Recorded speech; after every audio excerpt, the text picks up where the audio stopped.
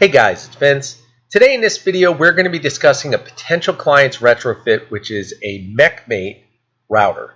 Now again, I'm getting more and more requests for doing more videos on retrofits because again, every system is different. There's always some new things to learn. And I love going over it with you guys because again, taking forensic looks at these older systems really gives you some points to really think about. And every system really reflects new challenges that we have to really review. So let's zoom in here, and I want to start by discussing something I've never really discussed in previous videos as far as retrofits, but this particular chassis is showing something that a lot of older chassis actually have. And you can see here a very, very narrow cable chain on our y-axis. And this is usually typical of older systems, and then we look at all of this wiring going through this small cable chain.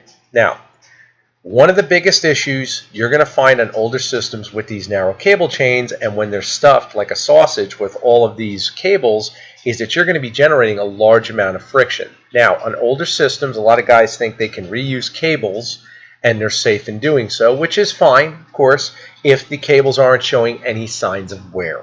If you notice that they're chafing, if you notice that you got intermittent controls, again, this cable chain for my new guys out there, as this y-axis goes back and forth, this cable chain is naturally going to move with it. So friction is going to be created if this chain does not have ample room for those cables to rotate inside the chain. So again, there's always going to be parts in motion, and cables are generally not designed to be moved from point A to point B, especially when we're doing rapid motion, unless that cable is designed exclusively for robotics use, aka DS Flexion, which is ultraflex cable. And you will find that this is going to be the optimal cable choice for these type of applications, especially when we can see that this cable chain is very narrow. Okay, so we have limited space. We've got all different diameter of cable going through. It looks like we have a ground lead, I think, going through here. I mean, this is very, very, very risky. And just looking at this, I can tell you right now, those cables are probably going to be really stressed in the diameter of that cable chain. Now, I will put a link into in the description so you guys can check out how to select the proper cable chain size as far as the diameter of it, once again, so that you will have the longevity required of your cabling. But keep in mind, a robot is always moving. All axes are moving, and all of the cables with it that are going to be integrated with it should be designed for movement. And the only way to design it for movement, if we can't necessarily design the cable for movement in an ultra flex fashion, would be to make sure that our cable chain is wide enough to accept the cables properly so that it's got enough room so those cables can go back and forth and move. Consider your cabling like your circulatory system, okay, in your body. We want to make sure that we have room here so that all of those blood vessels that are supplying all of the signals to your chassis are able to move with the robot safely. And when I say safely, not just that, okay, I've got movement. A lot of guys think, and a lot of companies think that they've got movement, so everything is good. The main thing here is that we have proper spacing. When we see this, and this is all bundled up and coming out like this is nerve-wracking, and I'll just say it that way because, again, we know that these cables are under stress. You can see that here. We don't know how much stress, again, if there's any leeway. I don't know how old these cables are, but on older systems, one of the things that I honestly haven't covered and I've neglected to, and I do apologize for that, is that we always need to look at the old cables. I always ask guys, are you using shielded cables? Are you using double shielded cables? Again, anything carrying signals for a robot is optimally done using double shielded cables. Once again, double shielding mitigates both frequencies of EMI. It's a more costly cable, especially in an ultra flex format. My DS Flexion is rated to 10 million flex cycles, and again, where there's always comparisons. I have guys sending me, well, what about IDS cable and this and that? And I'm like, well, IDS is excellent cable. It's made in Germany, but make sure you're comparing apples to apples because DS Flexion is double shielded. It's not single shielded. So when you look at IDS cable at $3 a foot, and you look at DS Flexion, and then you realize, well, wait a minute, how much is IDS cable and double shielded? And you realize the price difference, it's dramatic. So be very, very cautious in understanding the technicalities of what you're working with because, believe me, the devil's in the details. So Again, cabling, guys, pay attention to them, especially on older retrofits. Now, of course, we have the typical question that always comes up, and this is actually done in a very unique scenario. We have the VFD mounted to the chassis, however, it's in its own enclosure. And right beside that, on the right of it, we have the electronics for the system. Now, as we see the VFD mounted, we see here, I believe this is a fan grill. But this is an interesting characteristic because I get asked about this a lot. I've discussed it in previous videos, but I still get questions on it. And that is, should we mount a VFD in an enclosure? Now, that's totally up to you, the end user. I am a big believer in simplicity. And of course, when money's tight, if you really want to do mitigation of EMI, the easiest format is to just simply create distance of your VFD from your chassis. Okay, your chassis works like an antenna with EMI. So the farther we get anything producing large amounts of it away from it, the less EMI that can travel to it, and it dissipates. And once again, guys, we're not looking to eliminate EMI completely. All we're doing is mitigating some of it to drop the levels low enough that it does not affect your system in any type of the signals that it's sending and receiving. That's it. Then we generate stability. That being said, the easiest way to do that is, once again, mounting your VFD somewhere over on a wall or something, at least 5 to 8 feet from the system. Now, what does that mean? That means you're going to have an increased price in cabling because, again, your distance of your VFD from your system is going to be longer. However, we justify that by stability of the system. We also justify it by ease of cooling of the VFD because, again, we don't need to actually purchase a fan system in a cyclonic action format to actually cool the system, in which case you would have to purchase when it's mounted inside of an enclosure. And what a cyclonic fan action is where we have one fan blowing air in and one fan blowing air out. This way there's no stagnant air. Okay? And why we do that, of course, is when this enclosure is closed over the VFD, it's basically a hot box as well as a Faraday cage. So you are mitigating EMI because this is conductive. However, it's also trapping all the heat without proper airflow. So we need to pay very close attention to that. Okay, something else I want to point out, because this is something that a lot of guys don't think of until they do it. You see this digital interface down here on the VFD, okay? And I get a lot of questions on, well, if I mount my VFD over here on the wall, and it's about 8 to 10 feet from my system, then how am I going to work on, adjusting the actual spindle's RPM and, whether I want to change its direction, whatever it is, I have to go all the way over to that wall to do that. No, you don't. Here's what you do. You'll utilize a ribbon cable extender on the digital interface, which I offer in my store, and what it does is it allows you to mount the VFD over here and basically turn that digital interface into a remote module. So you can actually walk around with it. You could do whatever you want around the shop, and the reason I went 40 feet is if you did want to route it underneath your table or wherever you want to go, most guys put it right by their computer, and essentially you're controlling your VFD right there on top of the fact that you have the real accurate RPM reading right there. Everything is right there at your fingertips. So again, easy way to do it, and that is going to easily be, I would still say, much less than buying the enclosure, buying the fans, doing all the machining on that to make sure that the cooling is done properly, installing proper fan filters, and then you're still stuck with the other variable. And this is what a lot of guys don't think about. We see here that the digital interface is installed on the VFD. Well, let's look here. We see a door here that has to be opened to adjust the VFD. Well, naturally, when he opens the door, all the EMI is going to come out when he's adjusting the VFD.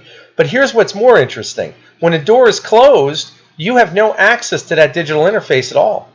So this is not a simple format in my eyes. What would have been simpler if you're going to do this, and there's nothing wrong with where he mounted it in an enclosure, is to make sure that door is always closed by simply putting a slot in there using the ribbon cable extender on the digital interface so that this door can always be closed, and the digital interface once again can be put in a centralized location where the end user can adjust the RPM of his spindle and once again deal with the cycling as far as direction and whatever other control he wants to do in a much more streamlined fashion. This is tedious, and again, it looks like it's done correctly, and it is done correctly to a degree, but there's ways to make it more ergonomic, and again, this is why I'm pointing this out, just giving you points of areas to think about. Okay. Now, of course, we have our controller here. We've already covered all this. I'm going to come over here. We're going to go to another picture. And, of course, we have our motors. We got our Vextas. Now, many of you guys are familiar with Vexta. Vexta is a great motor. Okay, I get asked that question a lot. Do you think I should change my motors? The question isn't, do I think you should change your motor? The question is really, it's a two-part question. Are you happy with the system's performance if you've ever run it? A lot of times clients will say to me, well, I've never even tested the system, so I don't know what performance I'm going to get. Okay. What's your budget? Well, you know, it's tight. I'm trying to get the business off the ground, so really, you know, I'm a startup. I really don't have a lot of money. In that case, stay with the stock motor pending, of course. We have a 3-amp ratio on here as far as what this motor actually requires to get its proper stall torque rating. I would stay with the stock motor, and we just do a controller configuration as far as the retrofit, and you're set to go. Again, that gives you the optimal performance of the system, at least from the factory standard. You're going to be using a much greater power supply. Again, we double the voltage. You're going to still have a much greater speed envelope. And then on top of that, later on, as you start making more money, you can decide in real-world time, well, after using the system, hey, I can change my motors. It's a cheap thing to do in terms of buying the motors. Where it gets tricky, and I cannot emphasize this enough, is what you guys need to realize is when you change a motor, it's not just as easy as saying, well, I'm using a NEMA 23, I just want to swap out to another NEMA 23. Well, the frame bolt size mounts the same, but the motor shaft may be longer and the diameter of the motor shaft may be larger or smaller, in which case then any type of transmission adjustment needs to be done in terms of gearing, in terms of motor couplers, or whatever module of motion, so to speak, we're using. You're going to have to adjust for that, along with, if the motor shaft is longer or shorter, proper spacing. Okay, now I did come out with my adjustable stainless spacers for that reason. Guys look at them and go, why would you use such small spacers? So that they're stackable, so that you can get the minimal amount that you would need to give you adequate spacing, whether you're using a motor coupler or whatever type of adjustment, once again, to produce motion. If you're using a rack and pinion, which I believe this looks like a spring tensioner here. If you're using that, you still need proper spacing on that motor if you change it. So again, we want to do it in the simplest fashion, in the most rigid fashion. Stainless 304 is excellent as far as being rigid. And you're in a direct platform then to adjust just by adding spacers. So the whole premise here is understanding what you're asking. If budget is tight, if you've never run a system or you have run a system and you're happy with its performance, don't change anything. Make your money first. Let the modules pay for themselves in terms of just doing the controller retrofit, and you're set to go. And then as time goes by, then you decide if you want to change the actual robot. You can always modify it as you go. In this case, this particular potential client, a 3-amp rating on the Vextas, G540, very simple retrofit. Once again, I stated it earlier, but I do believe that this chassis is using a spring tensioner, so it does appear to be rack and pinion. Also, another thing I see right here, this looks like chafing on a cable. We discussed that earlier. Always go over all your older cables, number one, to see if they're double shielded, preferably. Minimally, at least shielded. But overall, check the quality of them as far as all of the casing. Make sure nothing is chafed. Anything that looks worn, all of that should be replaced in best practice. So again, we'll just go through some pictures.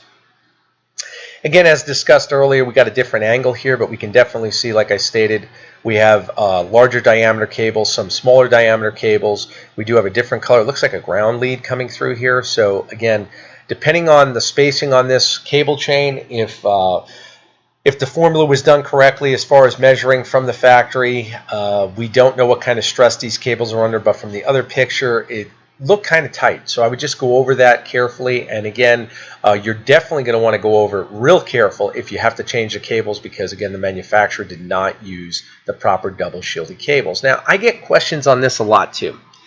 Why is it that factories do not use proper double shielded cables? Well, the main reason is, guys, cost. I mean, you're talking about a higher cost value in using them. I mean, it's going to change the whole perspective of this company's ROI. And again, the engineering behind it, they may, I definitely think they understand it. It's a question of, is it worth it in their eyes? Again, everybody in terms of manufacturing and company use, as far as what they're doing, they have a different perspective. So what my perspective is may not be the company's owner of MechMate at the time, or at that time, you know, they didn't care about it. I mean, I don't know what else to tell you on that. I mean, there's a lot of variables involved with how people determine what they should or should not be doing. The other thing you got to keep in mind is this, and we all know this, I think, to some degree. If we wanted to build a car that would never wear out, we could easily do that.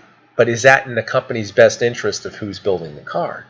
And that's something we have to think about. You know, everything with a CNC robot is not going to be a general consumable, but there are many things that are. You know, your bolts might last forever, but a lot of times cables, any parts that are moving or in movement, they're seeing a lot of debris. It's seeing a lot of different use and different wear formats. Those are considered consumable parts, and these are some things that manufacturers tend to overlook. So keep that in mind. Excuse me, I had to get a drink. Okay, so over here, something to point out as we zoom in, we've actually got a ground lead coming in. Now this is different. Okay, we have a ground lead that's actually tracked all the way around, and I'm assuming, I can't see where it goes, I'm assuming this is a spindle cable. That's what I'm assuming. We can see here that we have a ground actually mounted to the chassis. This is a good sign. This is something we want to see.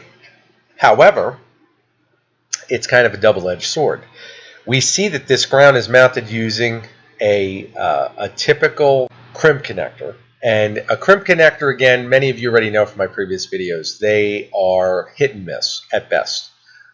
They're very quick to install. However, on precision electronics, I've stated it many times, I just do not trust a crimp connector. And if you want to use them, there's a way to use them that you could use them would be to solder and crimp. That's fine if you want to do that. I've had clients do that in the past. Great results. Soldering, when it's done properly with Flux, and again, I recommend the Kester number 44 as far as the solder, and Kester 186 RMA Flux. Easiest process to solder as long as you understand heat principles. You're going to get the result of a weld that will last forever. You'll never worry about that connection failing. Again, any ground connection here like this, when we're doing a crimp connector, especially older crimps, you don't know how they're holding up.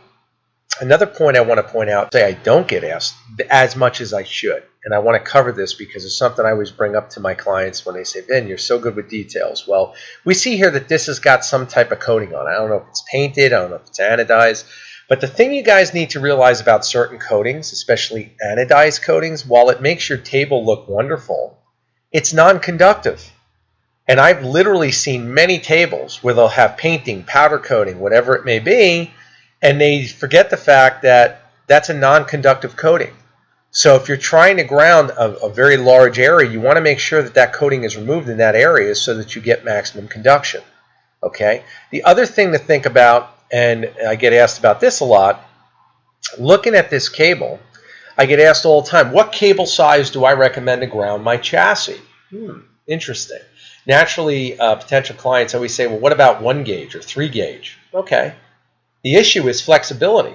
Once again, a robot is a moving creature, so we need to make sure that everything we install on it is able to be flexible and again, produces little friction, and also is easily interchangeable in case something does fail, because it will be moved around a lot. Application, well, very easily. We have here ground strap.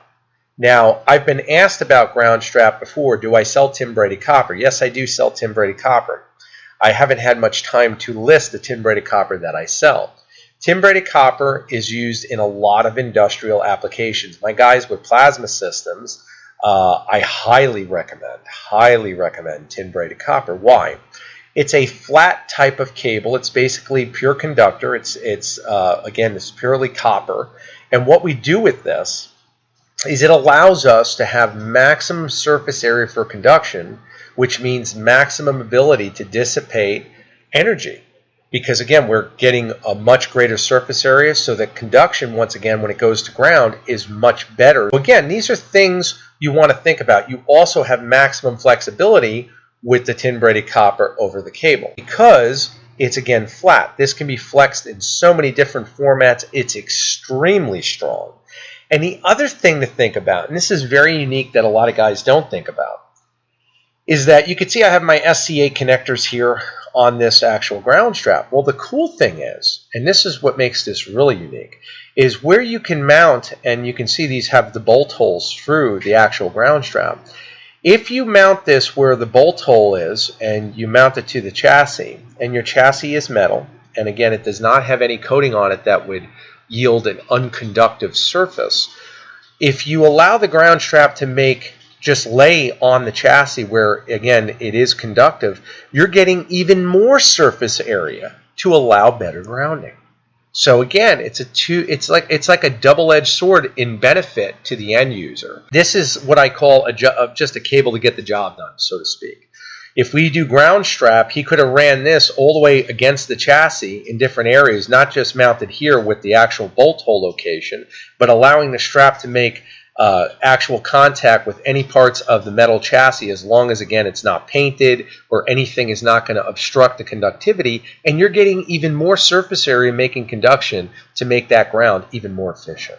So again, what does that mean? That means you need less of that ground strap to get even better grounding effect, and that means more stability for your robot.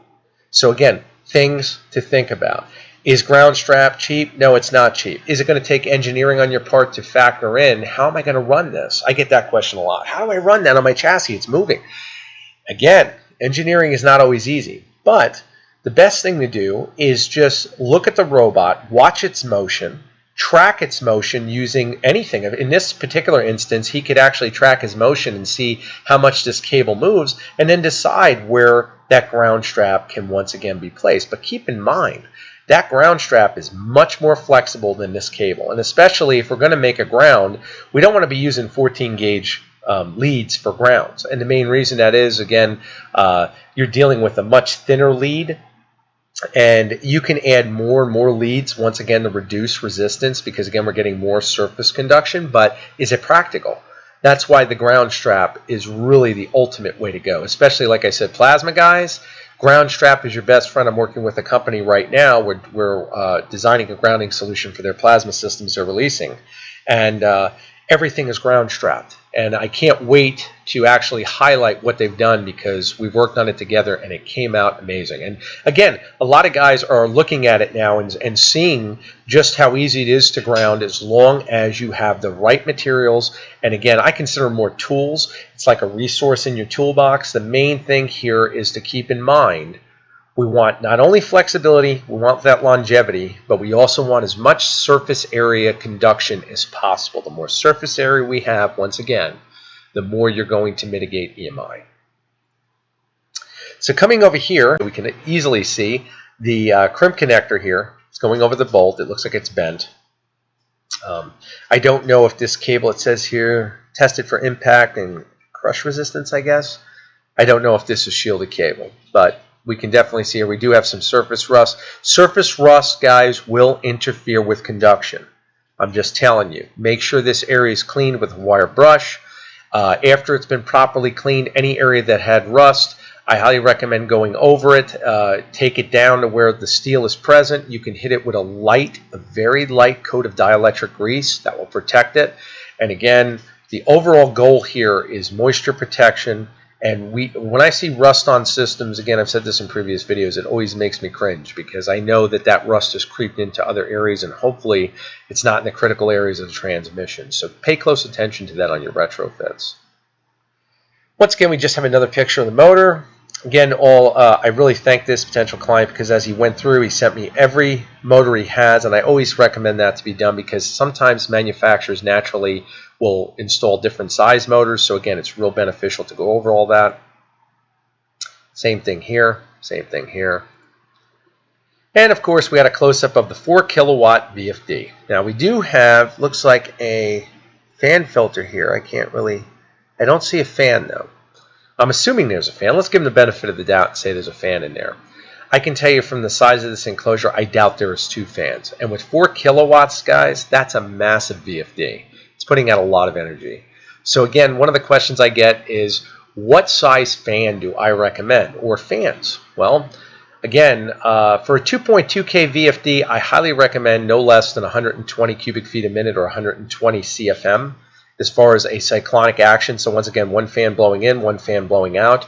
If you're looking at larger VFDs, and again, we're doubling that now, this should easily have a 200 CFM cyclonic action. So again, 100 CFM fan on top, 100 CFM fan on the bottom, and that would be optimally done. Also using a metal mesh fan filter, and it looks like this is a metal mesh fan filter. And the reason you want a metal mesh fan filter is you have a much higher volume of air that is able to go in, where we're not restricting the inflow of the fan. I see foam filters used all the time, and it's funny, if you take, it's kind of like taking your shirt and putting it up against the fan on its intake. Or I've seen houses where fans are mounted too close to the ceiling and you can't actually get proper air circulation because you're suffocating the fan.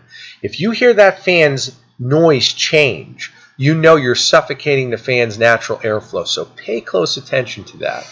Okay, sometimes a little space is better.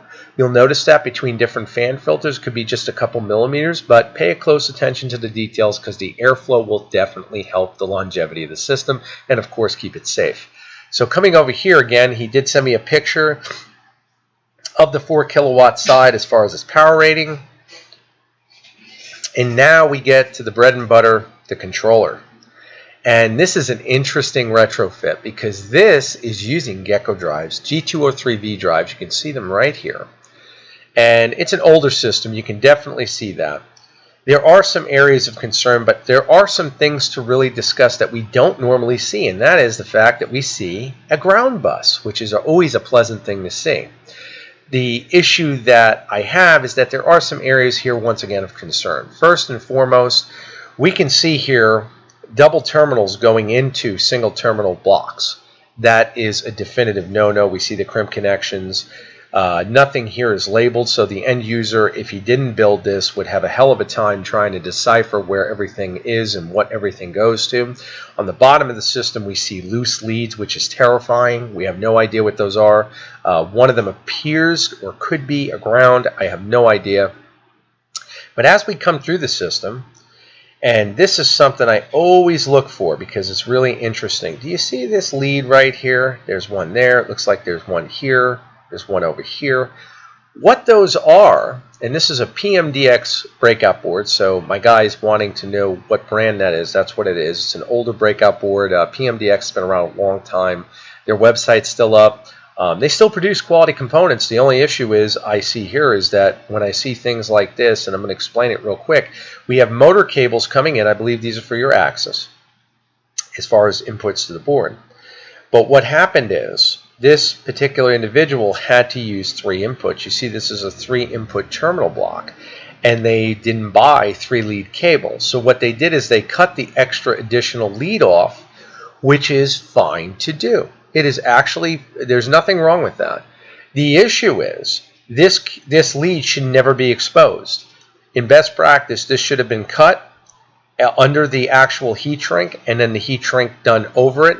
And in something of this application, you'd want to use a double wall heat shrink with adhesive because the adhesive would seal that into place and once again turn this essentially into a piece of plastic. So there's nothing wrong with what was done here other than that in terms of the hookup. But as we look deeper, we do not see any area of a ground lead, meaning that these cables are most likely not shielded. And if they are shielded, they're all but useless because if we don't have a shield drain going anywhere, then we're in trouble. Now, do I know that for certain? I certainly do not. Now, I do see a lot of green leads. We can see them tracking over here. And then we'll come over here and see what we see. But I don't know, once again, the way this is laid out, it's very difficult to tell what's actually a ground and what's actually not a ground. So let's go through some more pictures. We do see the toroidal power supply See the rectifier? Nothing here that's so surprising. A lot of guys want to use, again, the cable dividers, and that's fine, whatever you guys want to use. Again, just keeping everything as simple as possible as far as the wiring and as far as the labeling. Take your time, especially if you're a new user. My new guys out there, even if you don't have the money to do graphics, label every wire. That extra work will pay off in the end, especially if you have to do troubleshooting. And anyone who's done it will tell you, especially on new systems, it's much easier to track any issue as long as you know what you're looking at. Okay, so now what we're going to do, and another thing, cool way to do it, if you don't want to write labels, because I personally hate doing that, it just takes a lot of time if I had to do it, is film, use your smartphone. Every time you get done with a certain assembly, film it and discuss it to yourself. And then you put together basically a mini video diary of your system, and you'll streamline the whole process, and this way you'll always stay on point while using technology, making things even faster. Trust me. So as we come over here, we get even better imaging. Once again, seeing this horrific action, we never want to see that where there's two leads going into one. That's unacceptable. And once again, we do see the bare leads down here. I have no idea what that is. Let's see, can we scroll up? No, we can't. Let's go to the next picture. Okay, here's where he's holding up the ribbon cable. We can see the model number of the board. And again, you can really see that lead that I was discussing that's cut off the extra lead. So he didn't have 3 lead cables. Whoever this was, they had 4 lead cables, and once again, they utilized 3 leads. Okay, let's go through. Okay, now one thing I'm very big on stickling to, and you guys have heard this in previous videos, whatever terminal blocks you're using, every lead should be properly bottomed out in the terminal block. You should not have any copper exposed in best practice. You never know, arcing can happen, and again, for safety, there should be no copper exposure. And again, this lighting is bad, but you can definitely see there's copper there, copper there. Wherever that joint is, totally bottomed out inside that actual terminal block.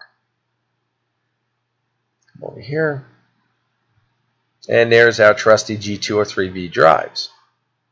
And again, lots of exposed copper. Now this is something I've not seen done. We could see a yellow stripe, a green-yellow striped cable, which is an identifier for ground, being used to actually power. It's a phase. It's actually hooked up to one of the motor phases, A negative. And again, we do have full copper exposure here. This is not proper. This should have been bottomed out. These leads should have been tinned. They're not tinned. Again, not a big fan of how that was wired. Drives are awesome. Regardless of their age, the stability of the drives is fine. Okay, same thing here, different angle. You can see all that copper being exposed. Definitive no-no. Okay, coming over. Now, you guys heard me say that he's going to easily be able to use a G540. Now, why would I recommend using a G540 if he already has G203V drives? That's a very good question. Okay, here's why I would recommend it. First of all, the simplicity. And let me explain. If this system is giving him problems and he does not know what is giving him actual problems, how do you think one would go about servicing this unit, especially with no labeling? Let's say it's third party and he doesn't know where to begin, which is what I'm assuming, because there would be no reason for him to come to me if he knew where everything was. This is not a simple process, guys. It's a very, very tedious process. If he wanted to use the drives again to rebuild the system, he could certainly do that. But can I say, I'll tell you another way he can go about doing this. He could pull the drives out, sell the drives, which will pay for at least a portion of the new upgrade. I tell a lot of guys this all the time. Sell the board if he wanted to sell the board. And any other part in the system that, again, he's not going to use.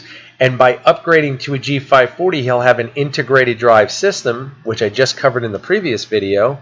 I think I put it up last week. And you'll see the simplistic difference in comparable of building something like this to just dealing with a G540. and getting virtually the same performance.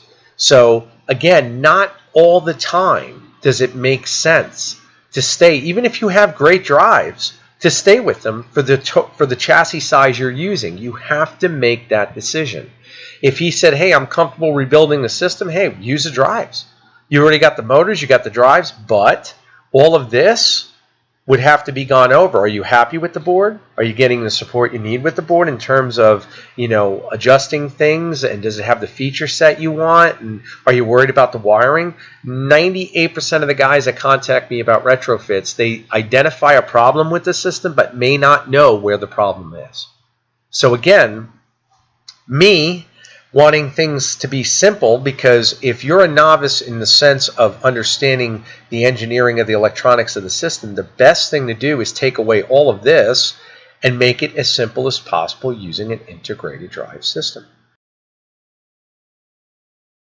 So again, we have to think about that. We have to think about which is the best way to go. Is it better to, bite the bullet, so to speak, go for a whole system rebuild?